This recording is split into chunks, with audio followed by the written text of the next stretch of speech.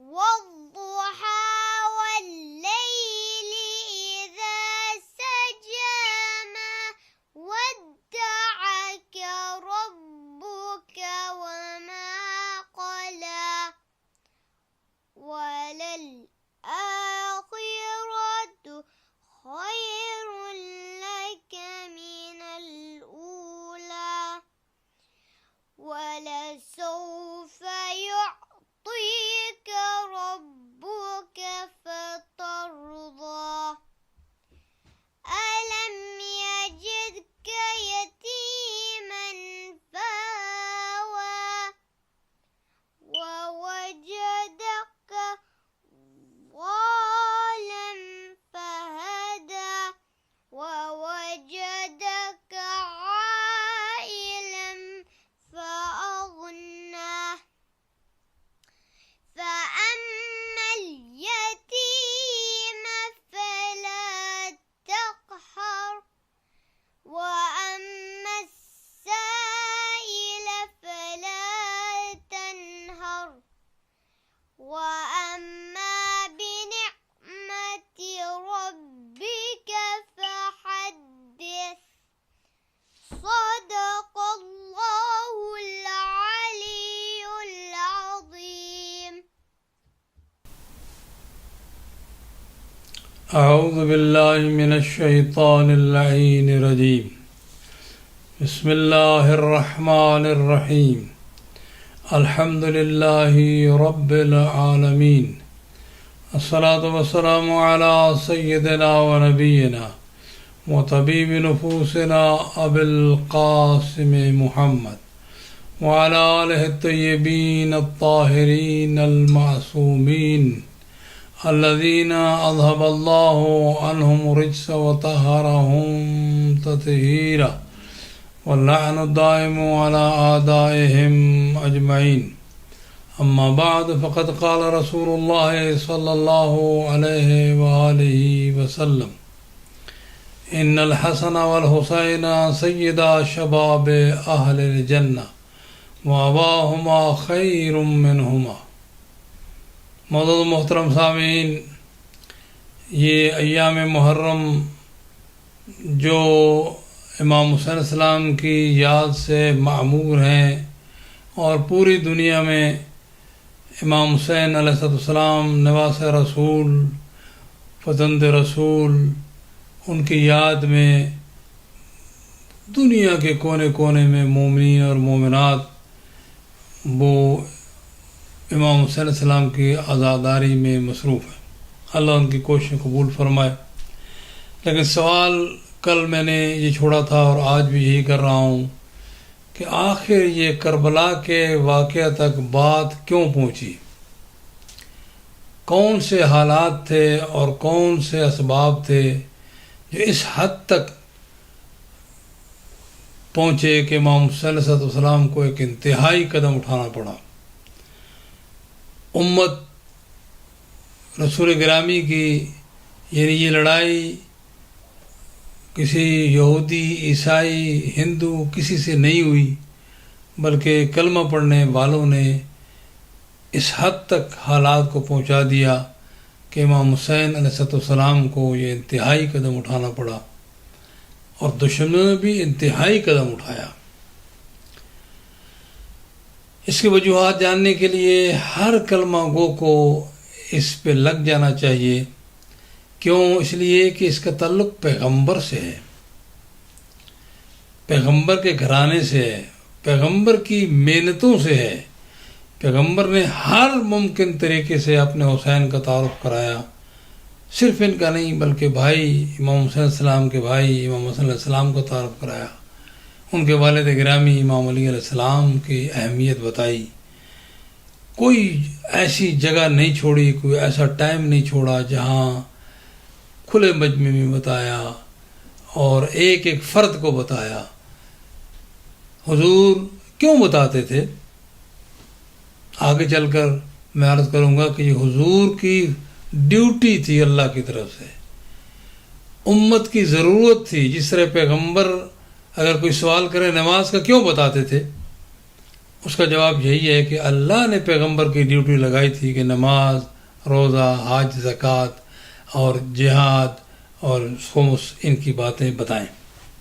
پیغمبر نہیں حائل کر سکتے تھے. اسی طرح یہ پیغمبر پر فریضہ عائد تھا اللہ کی طرف سے وہ ان کا تعارف کرائیں تاکہ امت پیغمبر کے بعد ان سے فائدہ اٹھائے. بہرحال لیکن یہ مسئلہ کیا ہوا؟ آخر اس پہ امت مسلمہ کے افراد کو سر جوڑ کر بیٹھنا چاہیے. کوئی چھوٹا سا واقعہ ہو، لوگ اس کے بارے میں سوچتے ہیں، اس کی وجوہات تلاش کرتے ہیں، ہوا کیوں، کیسے، پھر اس کے واقعات بیان کرتے ہیں، پھر رزلٹ کیا نکلا اس کا، اس سلسلے کا، اس قربانی کا یا اس حادثے کا، اس پر بحث ہوتی ہے اور اپنے بندوں کو سے عقل تقاضا کرتی ہے. اور یہاں کلمہ پڑھنے والوں سے کلمہ تقاضا کرتا ہے کہ پیغمبر کے فرزند کی اس ہولناک اور المناک شہادت اور قربانی پر غور و فکر کریں. اگر نہیں کریں گے تو ظاہر ہے کہ پیغمبر قیامت کے روز وہ مدعی ہوں گے اور یہ ان کے سامنے مدعا علیہم ہوں گے.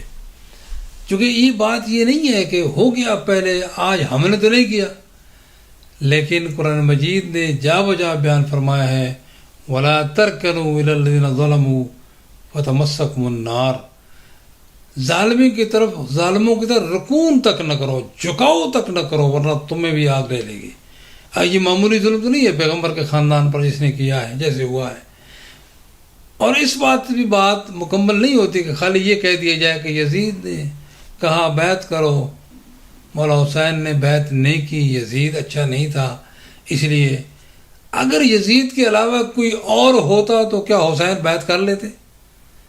نہیں. ایک جملہ مولا حسین کا ہمیشہ ہم لوگ بیان کرتے ہیں، اس لیے بیان کرتے ہیں کہ لوگوں کو ذہن میں ہو کہ یہ نہیں کہ صرف یزید کی بات ہے، بلکہ امام صلی اللہ علیہ وسلم نے جب ان سے یہ کہا گیا کہ آپ بیعت کریں یزید کی تو امام نے ایک جملہ ارشاد فرمایا مثلی لا یبایع مثلا، مجھ جیسا اس جیسی کی بیعت نہیں کرے گا.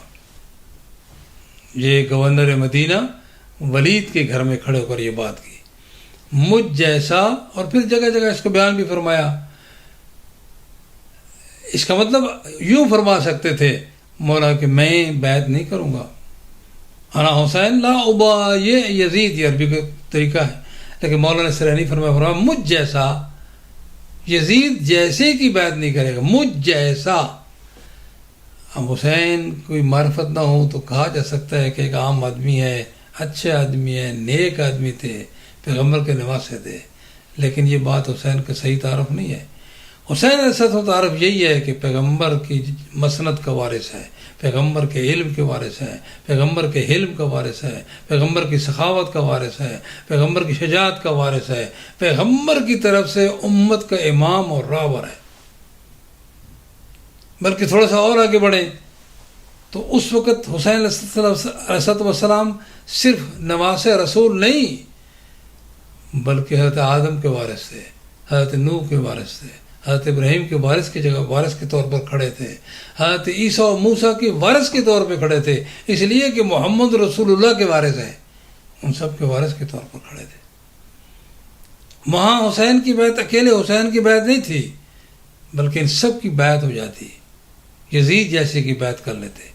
لہذا مولا حسین نے اس جملے میں صرف اپنی طرف سے نہیں بلکہ اپنے بھائی، اپنے والد گرامی کی طرف سے بھی بتا دیا کہ میرے نانا نے ساری تکلیفیں برداشت کی، کبھی بھی کسی کے سامنے ہاتھ نہیں بڑھایا اور سر نہیں جھکایا. اسی طرح میرے بابا نے بھی اور میرے بھائی حسن نے بھی علیہ السلام، انہوں نے بھی کسی کی بیعت نہیں کی. غلط پروپیگنڈا ہے کہ فلاں کی بیعت کر لی، فلاں کی بیعت کر لی، اس لیے کہ مثلی لا یبایع مثلا، مجھ جیسا اس جیسے کی بیعت نہیں کرے گا. تو یہ مسئلہ کہ حسین علیہ السلام کو جب تک معرفت نہ ہو تو یہ کہہ سکتے ہیں کوئی نہیں، یزید بنا، اس نے بیعت کا کہا، حسین علیہ السلام نے انکار کر دیا اور پھر جو ہے وہ لڑائی ہو گئی اور لڑائی میں شہادت ہو گئی. نہیں، یہ بات کافی نہیں ہے، بلکہ مسلسل مولا حسین کے جو مقام ہے اس کے پہچاننے کے بعد پھر بات کرو کہ حسین نے یزید کی بیعت کر کے اپنے نانا کا بھرم رکھ لیا، خدا کے دین کی عزت بجا لی، ورنہ یزید جیسا امیر المومنین تمام مسلمانوں میں متفق علیہ خلیفہ بن جاتا، لیکن مولا حسین کی اس قربانی نے یزید کے نام کو قابل نفرت بنا دیا اور قابل لعنت بنا دیا۔ آج جو مسلمان ذرا غور کرتا ہے، ذرا دیر نہیں کرتا یزید پر نفرین کرنے سے، ذرا بچتا ڈرتا نہیں، ہاں کچھ بھی اس کو قربانی دینی پڑے، اس لیے کہ یزید نے بہت بڑا جرم کیا۔ مگر یہ یزید اکیلا نہیں، کل بھی میں نے آج بھی کہہ رہا ہوں کہ 22 رجب کو وہ یزید تخت نشین ہوا، اس کے بعد 4-5 مہینوں میں یزید کی بس کی بات نہیں تھی کہ نہ اخبارات تھے نہ ٹیلی ویژن تھے کہ پروپیگنڈا کرتے محمد صلی اللہ علیہ وسلم کے خلاف، لہذا یہ کام پہلے سے شروع تھا۔ حسین علیہ السلام کے مقام کو پہلے سے ڈی ویلیو کیا گیا۔ جو امام حسین علیہ السلام کے شان میں احادیث ہیں ان کے مقابلے میں احادیث بنائی گئیں، لیکن پتہ چل جاتا ہے کہ یہ حدیث بناوٹی ہے، یہ صحیح ہے۔ جو میں نے حدیث آج آپ کی خدمت میں عرض کی، یہ متفق علیہ حدیث ہے، اس میں تمام مسلمانوں کا اتفاق ہے کہ پاک پیغمبر کا قول ہے۔ ابن ماجہ میں، دیگر کتب صحاح میں بھی، اور ہماری کتابیں تو چھلک رہی ہیں اس سے، اس لیے کہ پیغمبر نے تعارف کرایا، ہم باؤنڈ ہیں کہ پیغمبر کے تعارف اور تعلیمات پر چلیں۔ قرآن مجید واضح ہے، فرمایا کہ ان الحسن والحسین سیدہ شباب اہل الجنہ، میرے حسن اور حسین جنت کے جوانوں کے سردار ہیں، اور ان کے والد گرامی ان دونوں سے بہتر ہیں، خیر منہما، یہ دونوں کے سید و سردار ہیں۔ اس سے مولا علی علیہ السلام کی پوزیشن بھی واضح کر دی پیغمبر نے، لیکن بات صرف اس پہ غور کرنے کی ضرورت ہے۔ آج کی گفتگو کا مقصد بھی یہی ہے کہ پیغمبر کے فرمان سے ہم کیا کیا چیز لرن کر سکتے ہیں، کیا حاصل کر سکتے ہیں۔ عزیزان گرامی، جنت میں کون لوگ جائیں گے؟ قرآن مجید نے ان کی نشانیاں اور علامات بیان فرمائی ہیں، ان کے مختلف ٹائٹل۔ متقین جنت میں جائیں گے، مومنین جنت میں جائیں گے، مومنات جنت میں جائیں گی، عباد الرحمن جنت میں جائیں گے۔ جہاں جہاں قرآن مجید میں اولئک هم المفلحون کچھ صفات کے بعد فرمایا، اس کا مطلب وہ جنت میں جائیں گے۔ قرآن مجید نے صفات بیان فرمائی ہیں، 18ویں پارے سورہ مومنین کی پہلے آیات کو پڑھ لیں، وہ جنت الفردوس کے وارث ہیں۔ اسی طرح جا بجا قرآن مجید میں ان لوگوں کا ذکر فرمایا کہ جنت پہ کون جائیں گے، آمنوا وعملوا الصالحات، اور ہر جگہ فرمایا کہ جنت جو ہے یہ جزا ہے جو تم دنیا میں اعمال کی جزا بما کانوا یعملون، یہ اس کی جزا ہے جو وہ عمل کرتے تھے، کہیں یعملون کہیں تعملون۔ تو یہ بندوں کے اعمال کی جزا جنت ہوگی، ایسے نہیں کہ کسی کو مفت میں جنت دے دی جائے، نہیں، ہر ایک کو عمل قرآن مجید پر اور پیغمبر کے فرمان پر عمل کرنا ہوگا۔ اب جنت میں چلے گئے تو جنت میں کیا ملے گا، یہ بھی قرآن مجید میں واضح فرما دیا ہے کہ کتنی نعمتیں ہیں، پلنٹی آف فروٹس، دودھ کی نہریں، شہد کی نہریں، پانی جس کا کبھی ٹیسٹ الٹر نہیں ہوتا، بدلتا نہیں، اور بہترین رہنے اور بیٹھنے کی جگہیں۔ اس میں اگر تفصیل میں چلے جائیں تو تقریر ساری اسی پہ ختم ہو جائے گی، مگر قرآن مجید جو پڑھتا ہے اس کو پتہ ہے کہ بہت کچھ جنت میں، اور کب تک ملے گا، کتنے دن وہاں جنت، کتنے دن کے لیے جنت ملے گی، ہم فیہا خالدون، وہ ہمیشہ کے لیے جنت میں چلا گیا، وہ اس میں رہے گا۔ اب وہ جنت جس کو مل گئی اس کو قرآن مجید نے فرمایا ذالک الفوز العظیم، بڑی کامیابی ہے جس کو جنت مل گئی، بڑی کامیابی ہے جس کو جنت مل گئی۔ اس جنت کے سرداری جو ہے، آج دیکھیں جو بھی کام کر رہے ہیں مسلمان، نماز پڑھتا ہے، روزے رکھتا ہے، قرآن مجید کی تلاوت کرتا ہے، زکوٰۃ و خیرات دیتا ہے، مقصد ہے کہ رب راضی ہو جائے اور مرنے کے بعد وہ عذاب قبر سے بھی بچا لے، معاشر کی گرمی سے بھی بچا لے، اور پھر جنت میں بھیج دے۔ اب بہت ایک سمپل سا سوال ہے کہ جنت کی سرداری جو ہے وہ امام حسن و حسین کے ہاتھ میں ہے، اور ان دونوں کے سردار امام علی علیہ السلام ہیں۔ اب جو امام حسن علیہ السلام کے یا حسین علیہ السلام کے دشمنوں کے ساتھ کھڑا ہو، مجھے نہیں سمجھ آتی کہ یہ کیسا فیصلہ ہے کہ جنت میں وہ کیسے جائے گا۔ سرداری ان کی ہے اور دشمنی بھی ان کی ہے، یا اس نے ان کے دشمنوں، چونکہ دوست کا دوست دوست ہوتا ہے، اور جو دوست کا دشمن ہو، جو دشمن سے دوستی رکھے تو دوستی کیا ہے؟ قرآن مجید پڑھیں، اس میں واضح طور پر بیان ہے، وہ آدمی مومن نہیں ہو سکتا جو اللہ رسول کے دشمنوں سے دوستیوں کی پینگیں بڑھائے۔ جنت میں جانا ہے تو آپ کو امام حسن اور حسین کے دشمنوں سے الگ ہونا پڑے گا، سیدھی بات، بالکل اس میں کوئی سنی شیعہ مسئلہ نہیں۔ ایک عقلی اور منطقی بات ہے کہ امام حسن اور امام حسین اور امام علی علیہ السلام کے دشمنوں سے الگ ہونا پڑے گا۔ دشمنی کا طریقہ کیا ہے؟ کیا جو مارنے کے لیے ہے وہ دوست ہوتا ہے یا دشمن؟ جو لڑائی کرے وہ دوست ہوتا ہے یا دشمن؟ کیوں لوگ ان لوگوں کی صفائیاں پیش کرتے ہیں جنہوں نے ان تینوں ہستیوں سے دشمنی کی؟ بڑا آسان ہے فیصلہ کرنا، بہت آسان ہے۔ کیسے پتہ چلے کہ دشمن ہے؟ دشمن بھی چلاکیاں کرتے ہیں، کبھی دوستی کا ہاتھ بڑھاتے ہیں، لیکن کبھی کہتے ہیں ہم ان کو مانتے ہیں، ہم ان سے پیار کرتے ہیں۔ نہیں، ان کے اعمال کو دیکھو، آج تاریخ بھری پڑی ہے۔ جنت میں اور کون جائے گا؟ جی متقی، مومنین، صلحاء اور سبحانہ و تعالی پر ایمان رکھ کر رسول کی اطاعت کرنے والے اور ان کی رسول کی آل سے محبت کرنے والے۔ یہ بھی آئندہ قرآن مجید میں بیان ہوگا۔ حضرت آدم بھی جائیں گے اور ان کے پیروکار بھی جائیں گے جو صحیح پیروکار ہیں۔ حضرت نوح بھی جائیں گے، ان کے پیروکار بھی جائیں گے۔ حضرت ابراہیم بھی جائیں گے، ان کے پیروکار بھی جائیں گے۔ حضرت موسیٰ و عیسیٰ بھی جائیں گے، ان کے پیروکار بھی جائیں گے جو صحیح پیروکار ہیں۔ یہ نہیں کہ دعویٰ کرتے ہیں کہ ہم صرف مانتے ہیں۔ جو ان کی تعلیمات پر عمل کرتا تھا وہ بھی جائے گا۔ آج قرآن کی طرف سے ہم سب باؤنڈ ہیں کہ پیغمبر تمام انسانیت کے لیے کافۃ للناس رسول بن کر آئے ہیں۔ اب سب باؤنڈ ہیں، یہودی ہو، عیسائی ہو، جو بھی ہے، اپنا جو بھی ٹائٹل رکھتا ہے کہ پیغمبر کی اطاعت کرے، ان کی رسالت پر ایمان لے اور ان کی اطاعت کرے۔ پیغمبر نے فرمایا میرے حسن حسین جوانوں کے سردار ہیں۔ کیا بوڑھے جنت میں جائیں گے؟ لوگوں نے بنائی حدیث کہ فلاں بوڑھوں کا سردار ہے۔ جنت میں بوڑھے ہوں گے نہیں، یہ سب نیچرلی جو کمی بیشی ہوتی ہے یہ دنیا کا حصہ ہے۔ آخرت میں سب جوان ہوں گے۔ پیغمبر نے کئی جگہ ارشاد فرمایا سب جوان ہوں گے۔ اس کا مطلب حضرت آدم جوان ہو کر جنت میں جائیں گے، حضرت نوح جوان ہو کر جنت میں جائیں گے، حضرت ابراہیم جوان ہو کر جنت میں جائیں گے، حضرت عیسیٰ و اسحاق جوان ہو کر جنت میں جائیں گے۔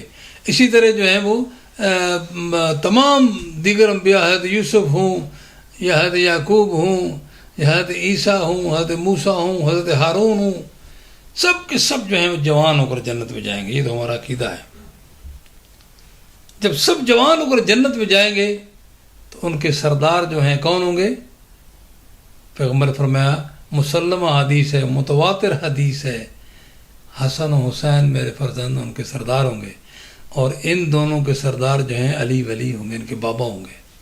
اللہ اکبر۔ صرف کل میں نے کہا تھا کہ اس حدیث پر صرف غور کیا جائے، حسین منی ونا من الحسین، باقی کوئی حدیث نہ ہوتی، اس حدیث سے سارے مقام، ساری عظمت امام صاحب کی بیان ہو سکتی ہے۔ اس حدیث پہ غور کریں تو حسنین شریفین اور ان کے والد گرامی کا مقام آسانی سے سمجھ آتا ہے۔ اب جنت کے سردار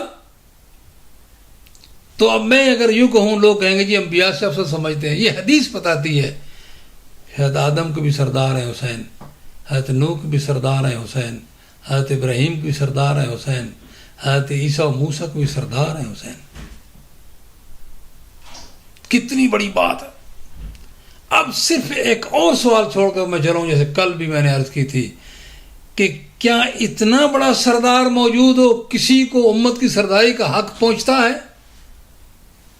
غور کریں عزیزو، اپنا خیال کرو. تجھے پرائی کیا پڑی، اپنی نبیڑ تو. ابا و اجداد غلطی کرتے رہے، اس کا یہ مطلب نہیں ہم بھی غلطی کرتے رہیں. سوچیں اور غور و فکر کریں، اپنے آپ کو سنبھالیں. اس ایک حدیث پہ غور کریں جو متفق علیہ حدیث ہے، ان الحسن والحسین سید شباب اہل الجنہ، جنت کے جوانوں کے سردار. اس کے مقابلے میں حدیث بنائی گئی کہ کوئی بوڑھوں کا سردار ہوگا. جنت میں بوڑھے نہیں ہوں گے، جہنم میں بوڑھے ہوں گے.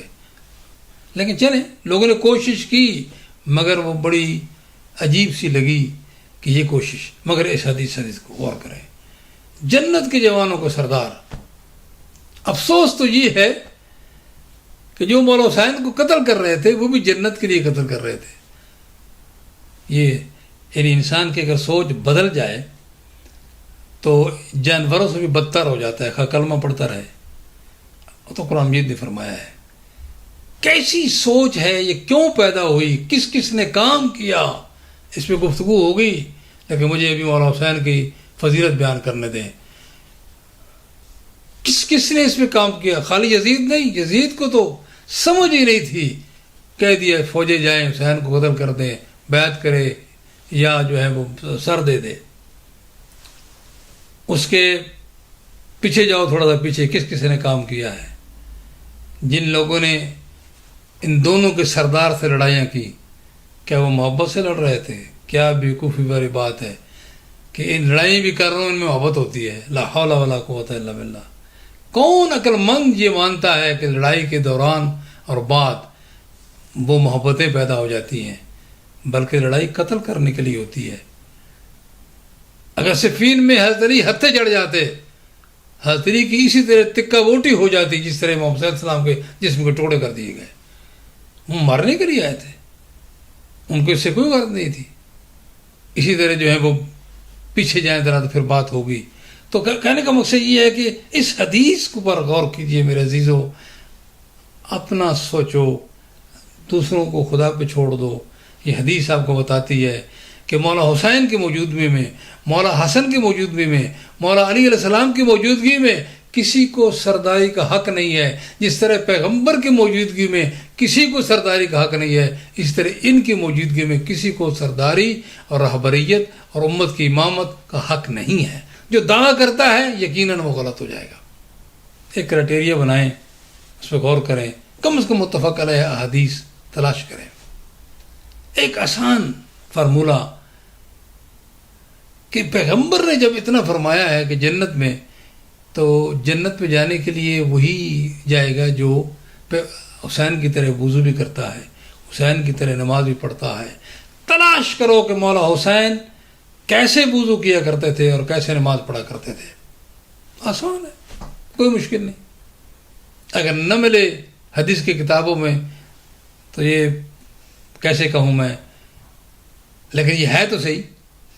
زندگی تو گزاری، اسی امت میں رہے، انہوں نے وضو بھی کیا، انہوں نے نمازیں بھی پڑھی. اس میں کیا حرج ہے کہ تلاش کیا جائے تاکہ ہم امام حسین علیہ السلام کے راستے پہ چل کر پیغمبر تک پہنچیں. آخر پیغمبر نے ان کو وضو سکھایا، نماز پڑھائی. اور پیغمبر ظاہر ہے کہ جو پیغمبر کی سیرت پہ چلے گا تو یقیناً اللہ بھی راضی ہے اور وہ جنت میں جائے گا. عزیزان گرامی، جنت میں جانا ہے تو حسین سے دوستی کرو. یہ نہ کہو کہ جی حسین صاحب سے ہم محبت کرتے ہیں لیکن دشمنوں سے محبت کرتے ہیں. یہ ہو نہیں سکتا، یہ ہو نہیں سکتا، ناممکن. اس انسانی ضمیر کے خلاف ہے کہ دوست دعویٰ کیا یا دوستی کا دشمنوں سے بھی تلاش کریں، جرت کے ساتھ تلاش کریں. جس طرح صحابہ کرام نے جرت کے ساتھ اپنے خاندانوں کو چھوڑا اور کلمہ پڑھا، اس طرح آج بھی ضرورت ہے کہ محمد صلی اللہ علیہ وسلم کے ساتھ کھڑے ہوں. اس لیے ہم حسین کرتے ہیں، اس لیے ہم یہ مجالس برپا کرتے ہیں، اس لیے یہ پیغام دیتے ہیں تاکہ شاید کوئی حضرت حر کی طرح کوئی روح جو غلط فہمی مبتلا ہو وہ نکل آئے اور اپنے آپ کو بچا لے. ہمیں تعداد بڑھانے کی ضرورت نہیں. عزیزان گرامی، امام صلی اللہ علیہ وسلم کی شہادت معروف تھی کہ یہ کام یہ ایسے نہیں تھا کہ بس شہید ہونا ہے، جنت لینی ہے، جنت کے زمانے کے سردار تھے. اور کس زمانے میں پیغمبر نے فرمایا؟ ابھی تو حسن و حسین علیہ السلام کے جسے جنرلی جو بات ہے وہ اعمال بھی یعنی جب کہا جاتا ہے کہ بلوغت کی حد تک نہیں پہنچے تھے، اس وقت پیغمبر نے جنت کی سرداری عطا فرمائی. اس کا مطلب لوگوں کو سمجھنا چاہیے، ان کے قریب رہنا چاہیے، ان کے دشمن سے دور رہنا چاہیے. جب یہ موقع آ گیا کہ اب ایک ہی راستہ ہے کہ قربانی دے کر لوگوں کو سوچ کو بدلنا ہے، سوچ کو بدلنا ہے. حضرت گرامی حسین علیہ السلام نے ان کی بہن نے پلاننگ کی. کل میں نے عرض کیا جب مدینے سے چلنے لگے حسین تو جناب ام سلمہ آئی، کہا کہ اگر آپ نے کربلا جانے کا ارادہ کر لیا ہے تو اپنی بہو بیٹیوں کو ساتھ نہ لے جاؤ. بہت سخت جواب تھا لیکن دینا پڑا، چونکہ جناب ام سلمہ کا اپنا ایک مقام تھا معرفت کا. کہا ان اللہ شاء ان یراہن، سوایا اللہ کی مشیت اسی طرح ہے کہ ان کو قیدی دیکھیں. سمپل سی بات ہے عزیزو، ذرا غور کرنا. اگر کربلا میں صرف حسین اور سارے کے سارے شہید ہو جاتے دنیا کو پتہ نہ چلتا کہ کون مارا گیا. یہ زینب تھی کہ جس نے لوگوں کو بتایا باغی نہیں مارا گیا، وہ کسی کا باغی نہیں تھا وہ کسی کا باغی نہیں تھا، بلکہ یہ رسول کی جان تھی، رسول کا روح تھا، رسول کا وزن تھا، رسول کا وارث تھا. حسین مارا گیا، حسین ابن فاطمہ مارا گیا. وہاں سے چلتے ہوئے مدینہ سے نکلتے ہوئے پوری پلاننگ، اور اس پلاننگ کی دلیلیں بہت سی ہیں جو اب وقت نہیں ہے.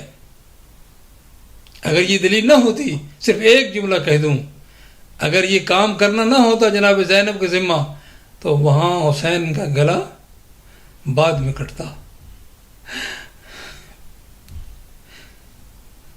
زینب کا گلا پہلے کٹتا، لیکن وہاں نہیں، ایسے نہیں ہوا. اسی کربلا میں جب امام زینب کے سرانے قاتل پہنچا، گلا کاٹنے کی کوشش کی تو جناب زینب نے گلا رکھ دیا اور کہا لا یقتل حتی اقتل.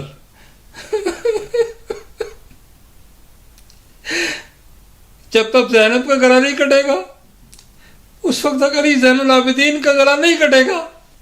لیکن حسین کے ساتھ ایسے نہیں ہوا، اس لیے کہ مولا حسین کی طرف سے کچھ ذمہ داریاں جناب زینب کو دی گئی تھی، تکلیفیں برداشت کی. اسی زینب کو ساتھ لیا، مدینے سے نکلے. بس ایک سوال ہے کہ اونٹ پر جب خواتین سواری کے لیے آتی ہیں تو اس وقت انہیں سہارے کی ضرورت ہوتی ہے، پلانوں میں، کچاووں میں، ہودج میں بیٹھنے کے لیے کہ کوئی سہارا دے، کوئی عزیز سہارا دے تاکہ اس میں سوار ہو جائیں. ایسے آسان نہیں ہوتا سہار ہونا. یقین جانے میں اس منظر کو دیکھ رہا ہوں، جب کبھی بھی جناب زینب و ام کلثوم مدینے سے لے کر مکہ اور مکہ سے کربلا تک جب کبھی بھی اونٹوں کے قریب گئی ہوں گی سوار ہونے کے لیے، کبھی جناب عباس، کبھی جناب علی اکبر جا کر عرض کرتے ہوں کہ شہزادی ہمارے کاندھوں کو سہارا لے اور قدم رکھیں ہمارے دانوں پر، سوار ہو جائے. بسم اللہ. یہ سلسلہ جاری رہتا رہا ہوگا، کربلا تک جاری رہا ہوگا. لیکن عزیزان گرامی تھوڑا سا اس منظر کو سامنے رکھیں. جب واقعہ کربلا ہو گیا 11 محرم کو، اب زینب کو اونٹ پہ سوار ہونا ہے، اب زینب کو اونٹ پہ سوار ہونا ہے. کون سوار کرائے؟ نہ عباس ہے، نہ علی اکبر ہے، نہ حسین ہے.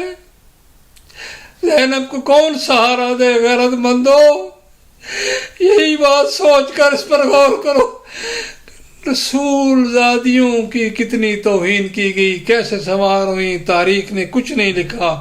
لیکن میں سمجھتا ہوں خیال تو آیا ہوگا نا جناب زینب کو، خیال تو آیا ہوگا نا، اور سوچا ہوگا علی اکبر زینب اونٹ پہ سوار ہونے جا رہی ہے، عباس زینب اونٹ پہ سوار ہونے جا رہی ہے.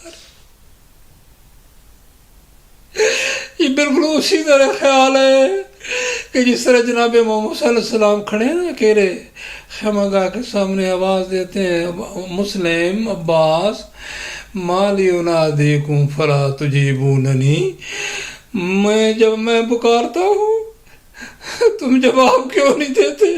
سرد آہ کے ساتھ کیسے؟ یہ ایک دفعہ نہیں کہ 11 محرم کو سارے راستے میں جناب زینب ام کلثوم اور اب رباب نے سفر کیسے کیا ہوگا؟ اس منظر کو مسلمانوں ذرا سوچو۔ ایک اور بات صرف عرض کرنا چاہتا ہوں، زینب کی مشکل یہ ہے کہ بھائی کا قاتل بھی ساتھ ہے۔ زینب وہ مرحلہ کیسے طے کرتی ہوں گی؟ جب کبھی بھی قاتل کو دیکھتی ہوں گی حسین یاد آتے ہوں گے، اور جب کبھی نیزہ ہے سنان کی نوک کی طرف دیکھتی ہوں گی تو حسین کا چہرہ نظر آتا ہوگا، گرد آلود ہے، خون آلود ہے۔ اللہ اکبر، یہ وہی چہرہ تھا جس کو چومتے ہوئے رسول اللہ نہیں تھکتے تھے۔ حسین کی جناب امام حسین صلی اللہ علیہ وسلم کی مصیبت تو کربلا میں ختم ہو گئی، لیکن حسین زینب کی مصیبت جو ہے وہ شام تک جاری رہی۔ الا لعنۃ اللہ علی القوم الظالمین وسیعلم الذین ظلموا ایم